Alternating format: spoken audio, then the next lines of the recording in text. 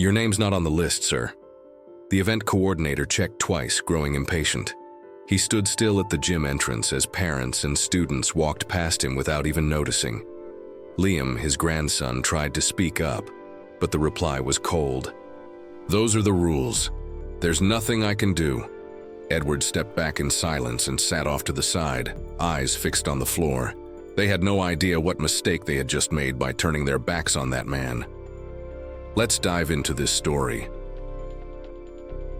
Edward's house sat in an old neighborhood in Concord, California.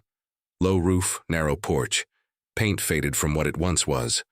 A worn wooden chair rested on the right side of the porch, where he usually sat watching the neighborhood go by. Edward lived on a modest military pension that didn't come with many perks. After returning from Vietnam, he spent 30 years working as a stock supervisor at an auto parts factory. Now 83, Edward lived alone. His wife, Helen, had passed away 8 years earlier. His 17-year-old grandson, Liam, visited him on Saturdays. Liam lived with his divorced mother and was the only family member who still kept in regular touch. Edward's children lived in other states, busy with their own lives. That morning, Liam had shown up with a different kind of request. "Grandpa, will you come with me to school on Friday?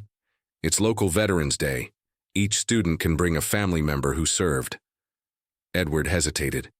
He didn't usually talk much about the war, but the light in his grandson's eyes convinced him. "All right, just don't expect anything fancy." Concord High School was a red brick building from the 1960s. Wide hallways, colorful posters on the walls. The gym was at the end of the main corridor, its double doors open, revealing rows of neatly arranged chairs. The courtyard was buzzing. Students wore commemorative t-shirts. Parents filmed and snapped photos on their phones. Red, white, and blue balloons decorated the gym entrance. A blue and white banner read, "Honoring Our Local Heroes." Edward took it all in with quiet curiosity. It had been decades since he'd set foot in a school. The smell of cleaning products and chalk stirred memories from his own youth. Before the war, when the world seemed simpler. "There she is," Liam said, pointing. The event coordinator was a woman in her 20s, hair pulled back in a tight bun, clipboard in hand. She gave them a polite professional smile as they approached. "Hi, you must be here for the ceremony. What's the veteran's name?" "Edward Kane," Liam replied. She scanned the list, then frowned, checked again. "I'm sorry, sir, your name's not here. Did you submit the registration ahead of time?" Liam's cheeks turned red. "I thought we just had to show up. Unfortunately, I can't let you in without prior registration. If I make an exception for one, I have to do it for everyone. It's the rules. There's nothing I can do. I hope you understand." Edward gently placed a hand on his grandson's arm. "Let it go, kid." "But Grandpa?" "Let it go." Edward stepped back quietly and sat down on a plastic chair, eyes fixed on the floor. He watched the other veterans walk through the gym doors, some in full uniform, others in formal civilian clothes. They all carried themselves with pride, honored by the moment. Liam tried again. "But he's my grandfather. I told them I'd bring him." She stayed calm, but firm. "I understand, but imagine if everyone did that. We have to follow the rules." Inside, the ceremony was starting. Voices on the mic, the band tuning their instruments. Life was moving on, without them. Outside, in that plastic chair, sat a man who kept entire platoons supplied for 20 straight days without a single failure. They just didn't know. Not yet. Liam looked at his grandfather with a mix of shame and anger.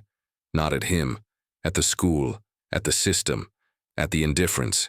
Other parents and students walked by, glancing curiously at the small confrontation. Edward felt the weight of being invisible.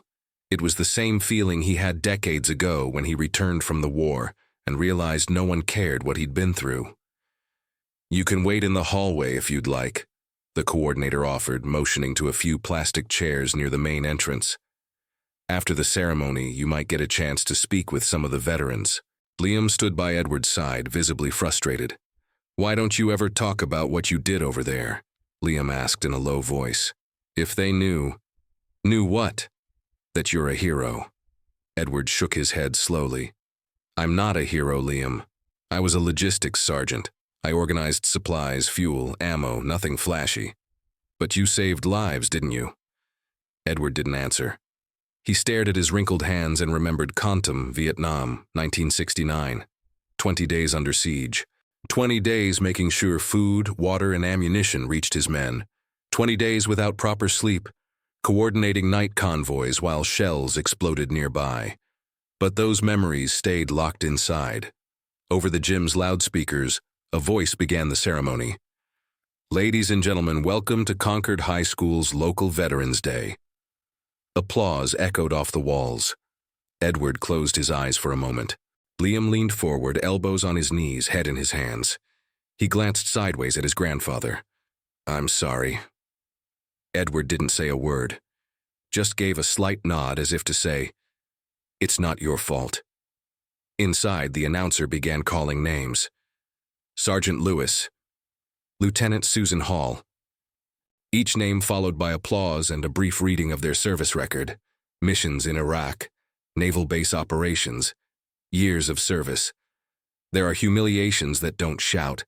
They just sit in silence, waiting for someone to notice. Captain Alan Brody, commander of the regional army base, arrived at the school 15 minutes late. In full uniform, medals on his chest, he gave the coordinator a quick nod before heading toward the gym.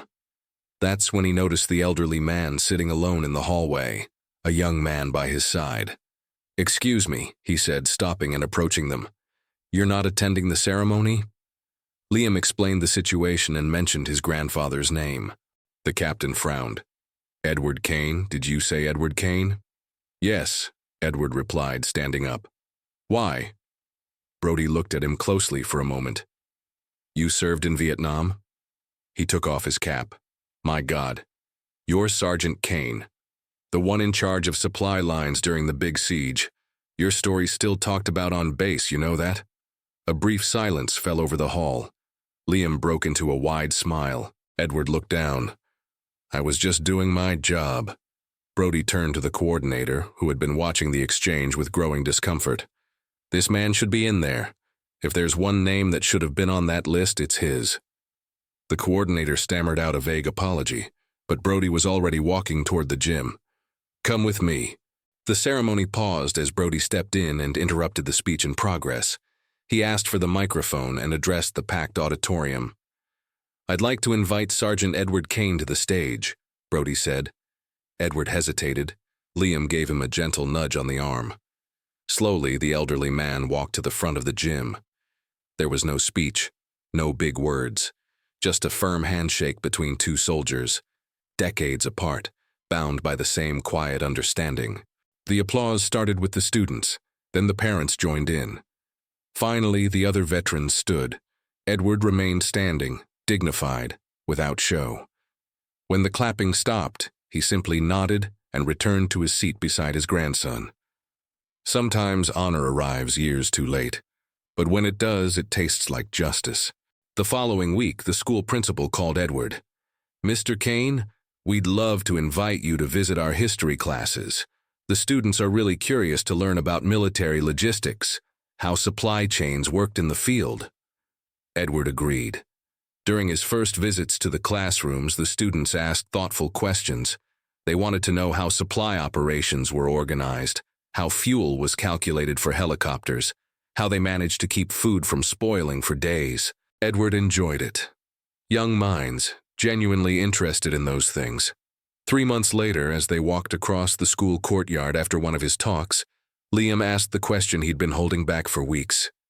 Grandpa, why did you never tell anyone what you did in the war? Edward paused and looked around. Teenagers shot hoops on the court. Others stood chatting in small groups near their lockers. The normal life of a normal school, safeguarded by the peacemen like him, had helped to build. He thought for a moment, then answered, Because most things worth doing, you don't do to be seen. You do them because they're your duty. Liam didn't say anything.